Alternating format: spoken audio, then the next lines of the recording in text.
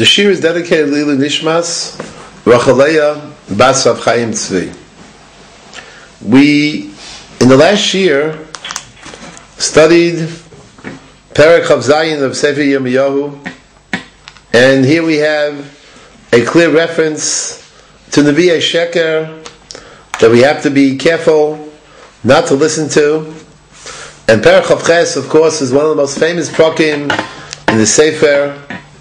And the Perek begins with the following pasuk: Vayi b'shana hi bereishis mamlechet Tzidkiyahu melech Yehuda b'shana haravius b'chodesh hachamishi. Amar ilay Channania ben Azor hanavi asher migivam b'veis Hashem le'nei hakohanim b'chalam le'mar. A striking pasuk for a number of reasons.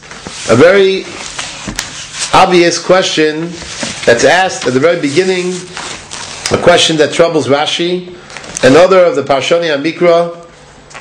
The Navi begins by telling us that year, in the beginning of the Malchus of Tzidkiyahu melech Yehuda, and then a moment later it says B'shana Haravius, in the fourth year, B'chodesh hachamishi. That's when Channania ben Azor, the Navi, and here we'll talk about the Navi Sheker, the Channania ben Azor was, the way the Targum literally translates Navi Shikra. But Chazal indicate that he had the status of a Navi, and the Pasuk does not say that he's a Navi Sheker, but unfortunately, he was a Navi who was machmitz, he became sour and spoiled, and became a Navi Sheker. But initially the Pasuk identifies him as a Navi. Hashem migivam b'veis Hashem le'nei hakohanim b'chalam le'mar. So how does one reconcile the beginning of the Pasuk that speaks about the beginning of the reign of Tzidkiyahu and the Pasuk a few words later that speaks of the fourth year? And Rashi on the spot tells us the following. Rashi says,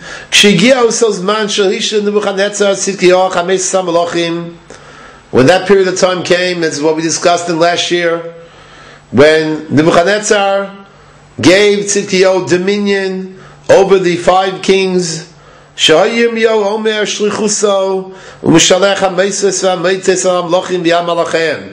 we mentioned already from the Rambam in Lech Lecha, that often the Nevi'im perform concrete actions. In the case of Yirmiyahu, with the Mosos and the Motos, which of course indicates Shibud, they're going to be under the Shibud of Nebuchadnezzar. Ultimately, of course, Nebuchadnezzar himself will be routed by Hashem Yisbarach. So here, in the beginning of Mamlechet Tzidkiyahu, comments Rashi that B'tchila shehishlito al chamesh malachim be'ef shalom b'tchilas malchus. So we can't say we're talking about the beginning of his malchus she'inama b'shana Haravius, because it mentions the fourth year. Also, Shana Yara lahakbil espenin Nebuchadnezzar beBavel. That year he went down to greet Nebuchadnezzar in Bavel. The Saraya Sar Menucha Imo, and Saraya was with him. And Rashi refers to the pasuk at the end of the Sefer in Perek Nun Aleph, pasuk Nun Tes, K'mo shenema b'sov HaSefer v'hishlito ala malachim. And Rashi indicates that this is that year he went down to greet Nebuchadnezzar. I want to take a look for a moment in Perek Nun Aleph, pasuk Nun Tes. Let's read the psukim. There the Navi, of course, is going to describe ultimately what's going to happen to Bavel. In Perek Nun Aleph, Hashem is going to, in effect, punish Bavel as well, because Bavel essentially has become, in some respects, full of arrogance, and therefore Hashem Yisbarach is going to take vengeance, and that's what the Perek more or less describes at great length. And in Perek Nun Aleph, as we mentioned, towards the end of the Perek, we have the following pasuk Nun Tes.